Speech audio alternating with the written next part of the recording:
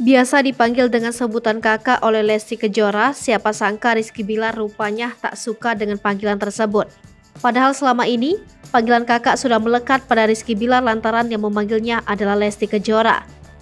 Baru-baru ini Rizky Bilar akhirnya mengungkapkan alasannya mengapa ia tak suka dipanggil dengan sebutan kakak oleh Lesti Kejora. Rizky Bilar membagikan momen perkenalannya dengan Lesti Kejora di akun Instagram miliknya @rizkybilar.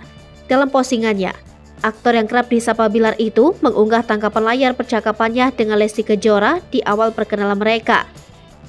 Melalui postingan itu pula terkuak bahwa Rizky Bilar rupanya tak suka dipanggil dengan sebutan kakak oleh Lesti Kejora.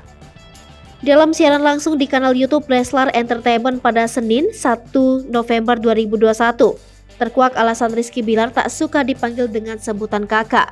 Lesti Kejora yang juga menemani Rizky Bilar saat melakukan siaran langsung turut menjelaskan bahwa bagi orang Medan, sebutan kakak diperuntukkan untuk perempuan. Meski demikian, siapa sangka kini panggilan kakak justru begitu identik dengan Rizky Bilar. Hai pemirsa Sri Popo TV, jangan lupa komen, like, dan subscribe, serta tonton terus berita-berita terupdate lainnya ya.